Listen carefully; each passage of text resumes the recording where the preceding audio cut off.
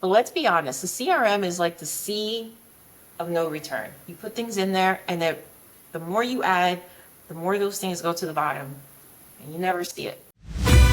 The automotive industry has secrets, but we're here to uncover them. Welcome to Dealer Confidential, the podcast that dives deep with dealers to expose the controversies, the chaos, and the untold truths behind the business. No scripts, no filters, just raw, unredacted conversations. Ready to spill the tea? Let's go. Ilana Shabtay here, host of Dealer Confidential, where we take anonymous hot takes from the industry and talk about them here on the podcast so that we can make the industry better. I'm here today with a really special guest. Super excited to spend time with her. Heard so much about you. Mabel Peralta, how are you? Good. How are you? Good. Thank you so much for joining today. Again, I hear so many good things about you and your work in the industry. So really excited to get your take today. Mabel is the manager at Aston Martin Summit in New Jersey and has 11 years of experience on the retail side, but been in automotive even more than that. So lots of knowledge. Again, excited to talk about it. And a super interesting hot take today that is relevant to your business and your work. At NADA this past year, we got a few anonymous hot takes. One of them was the solutions that we see aren't always optimized specifically for luxury dealers. And we'd love to see some more tailored options for luxury dealers, high-end dealers. It's not always one size fits all when it comes to the softwares that are available. I'd love to know, as a manager of Aston Martin and your experience, do you agree with the sentiment? What are your thoughts right when you hear that? I do agree. So it's definitely not a one size fits all because you have to cater to a different kind of clientele, and everyone has this this perception of an Aston client or even a luxury client, and they come in all shapes and sizes and colors, so you never know who's going to walk in. But the difference is the attention to detail that you provide from the second the customer walks in to the minute they leave and after they buy the car. That's when that relationship actually starts. So the buying process is you just dating your customer. When they buy the car, you guys are getting married. And that's when the work really starts. And that's when you really have to pay attention to detail. Things like, birthdays, their dog, sprained their kneecap. So when they come here for service, you're like, oh my God, is your dog okay? I remember the last time. So you have to really pay close attention. And it's really a bespoke, and I say it because Aston says the word a lot. It's a bespoke kind of experience that you have to give your customer. And I've done that from when I started with Volvo, handwritten thank you cards. I would have a picture frame, and in Volvo fonts, I would print out like, welcome, Mr. John Doe, congratulations on your new XC90. And then I would sign the bottom. So it looked like an autographed frame of words, but I would do everything very much with the customer in mind. Even when I sold Jeeps, I did the same thing. I mean, my coworkers thought it was weird because they're like, we don't do that. But I'm like, yeah, but I'm building a foundation for referrals. I'm building a foundation for more. And a lot of times, the steps to the sale that are out there, and some of the apps that are out there don't cater to the luxury market. Like it's the little things, I'm surprised there's not an app that, when you put in your customer, like you could add little tidbits about your customer. Like, she likes the color blue and her favorite flower is lavender. Things like that, because what happens is when your customer comes in, suddenly you're wearing a blue sweater and the incense that you have on is lavender. So it's like, you know what I mean? You have to cater to your customer. And you don't think the CRM, you can put that in the CRM, or your team isn't using it? Yeah, but the CRM is so black and white, right? The CRM, and I'll speak from experience as a former procrastinating salesperson. My first 2 years, I appreciate that adjective. Yeah, my first 2 years were not really my best. I am not known for, always putting things in the CRM. And, for a while I laid on I'm dyslexic, like it's hard, but then I found ways to do it. So instead of typing things in the CRM, even now as a manager, I use voice dictation. So I voice everything, Okay. I transcribe it, and then I copy paste. It sounds like an extra step, but it really is just for my benefit because to sit and type, I can't do Yeah. it. I Also, you can't. can sort of do it in real time too, right? Like if you're with you, a customer just walked away, you want to make sure you have all those notes Right. on So what. even that, Yeah. like if when I used to go on test drives, I would whisper like, okay, they like this, or their favorite radio station is the Eagles on Sirius. Like, so when they came to pick up their car, guess what was playing? Yeah, I love that. I Right. love that. And I would remember things like they like the temperature at 67 degrees, and I would just do everything. And even before the test drive, like I would push the chair all the way back and down and Yeah. say, let me customize this for you.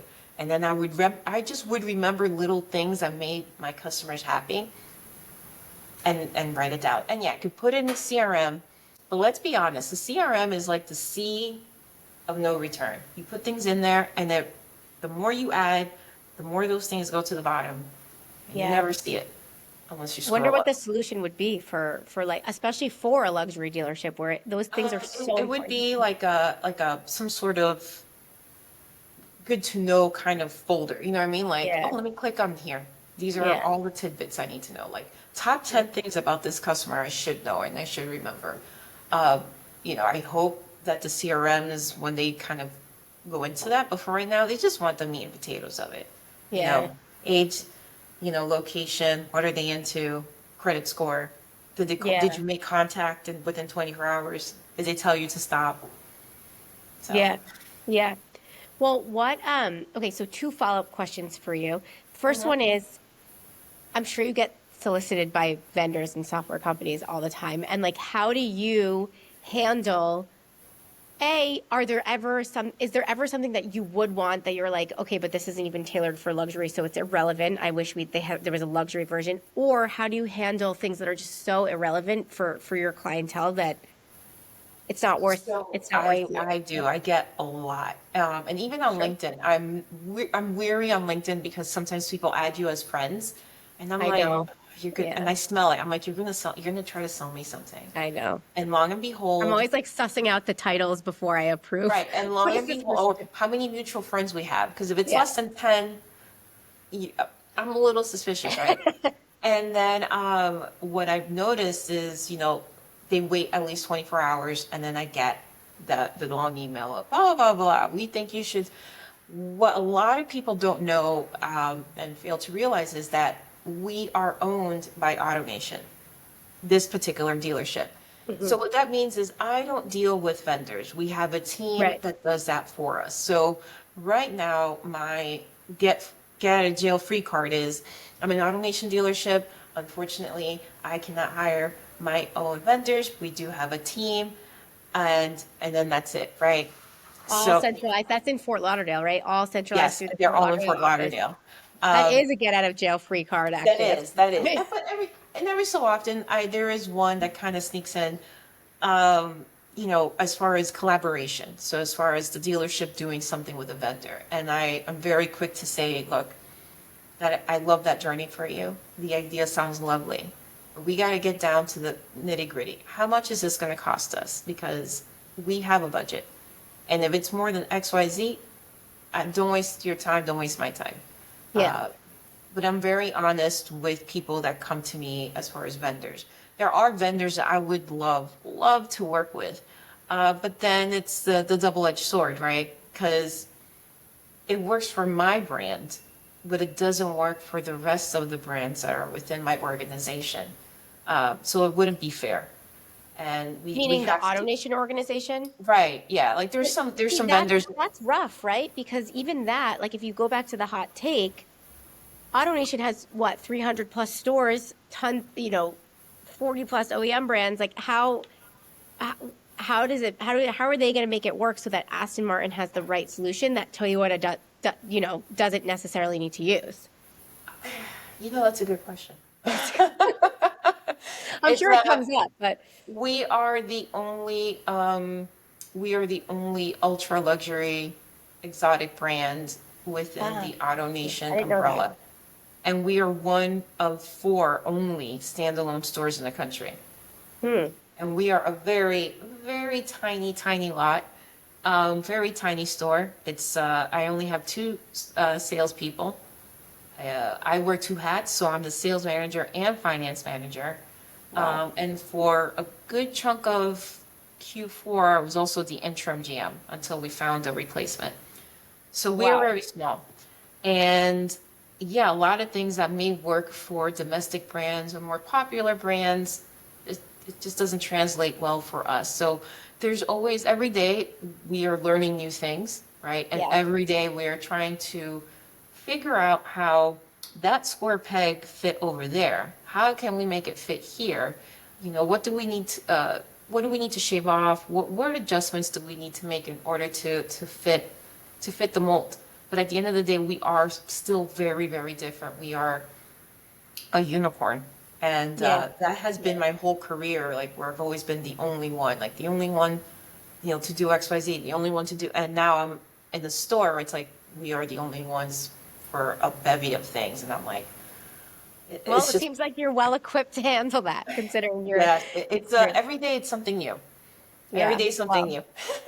Okay, well, dare I ask about the tariffs and how you think that's going to affect your business, your clientele specifically? Are they going to even think about it? Like, how are you guys talking about it? We're AutoNation, right? So we have people to talk about that. In regards to the brand Aston Martin, you know, people are still talking. So when I know is when my staff knows, when my customers know, because we do have some orders, and but everyone is still in talking phases, and I'm just here waiting for word. And it's business as usual until then. It is business as usual, yeah. Okay.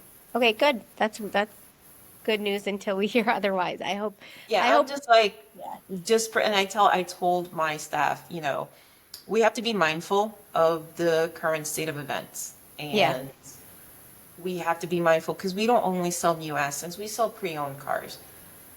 And we have to listen to understand, right? Not to reply. So when our customers come in with any questions or any qualms or any worries, let's just listen to them and leave our personal biases, opinions, or whatnot at home, right? Just listen to your customer and say, you know what, I don't know, I will find out for you. And leave it at that, because once you start engaging, it can go either which way. And you want your customer to leave here knowing that we're working on it and that they are in good hands. Yeah, that's good. That's important. And again, it's all back to the clientele and what kind of experience they want and what they're expecting when they walk in your doors.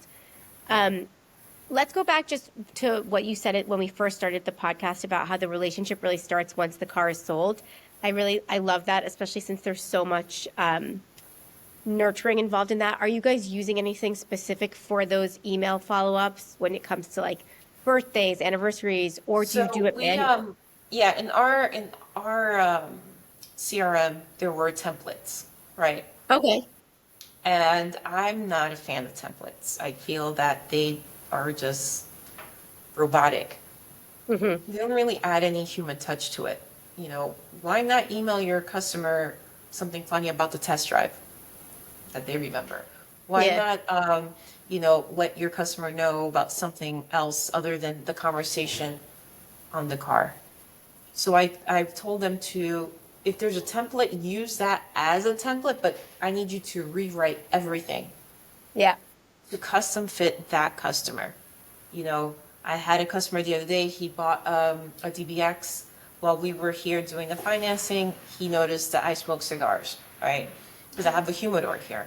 And we're talking about cigars, and next thing I know, we're talking about bourbon, and he told me about this one brand of rum, and you should try it. So in my follow-up email to him, like, hey, how's your car? Immediately, he's like, oh my God, did you try, I even forgot the name of the liquor. And I'm like, I did. It was, so, you have to have that connection.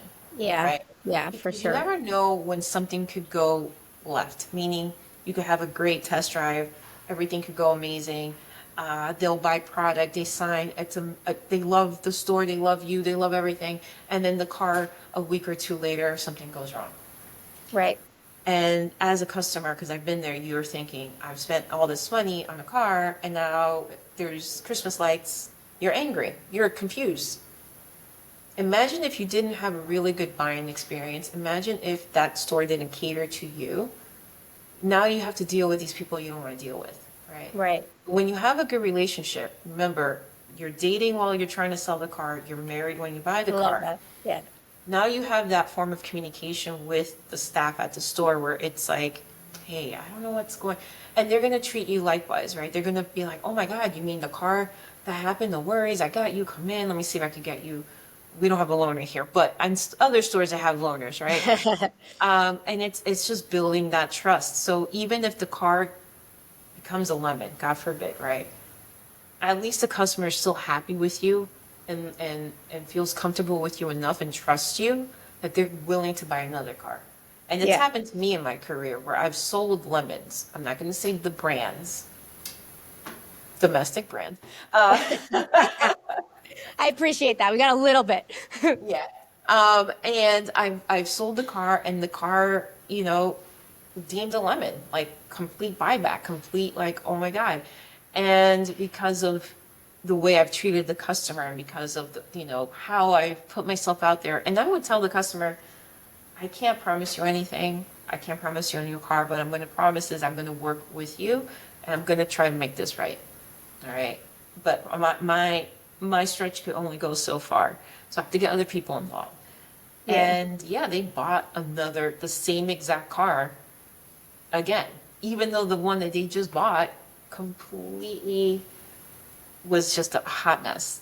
Wow. But it's how you treat your customers. Yeah. So just finding a way to help dealers, especially high-end dealers. Well, it's doing it with a little bit of empathy and compassion. People think that those two words mean you're weak. It doesn't mean you're weak. It actually means you're strong. If you could sell and if you can negotiate in the automotive industry with a little bit of compassion and a little bit of empathy, and you listen to understand, which is huge, it goes a long way. And it doesn't mean you're weak. It just means that you're empathetic. It means that you care about your customer. And it just means you're going to get more business, which is at the end of the day, the strongest you could be in the industry. Right. So like not caring about your customer, what does that do for you in the long term? You think they're going to come back and buy from you? That's not. I have customers that I sold 10 years ago that still contact me for Volvos. Like, and they're on their fifth one. Wow. I need a car, or my neighbor needs a car. And I have people calling me, not even for Volvos or anything, but like just car questions in general. That's great. This is happening with my car, or hey, I went to this one dealership and this is what they said. Is that true? Or this is how they treated me. Is that fair? Because they look at me as an advocate. And that's what you want. You want people at your showrooms, whether it's a luxury or not, to be advocates, not only for you and the brand and the store, but also for their customers. Yeah, 100%. I love that. Well, thank you so much. I knew you would be the right person to have this discussion. Sounds like you're doing some really interesting things. Appreciate your time, Mabel. I'm so happy I got to spend just even a little bit of time with you, and I hope we can meet in person. And for our listeners, this is Dealer Confidential. If you like this episode, please tune in. You can find us on all your favorite streaming outlets. Thank you again, and thank you, Mabel. Thank you. Bye. Thanks for listening to this episode of Dealer Confidential. More secrets, more controversy, and more truth coming soon. Stay sharp, subscribe, and we'll see you next time.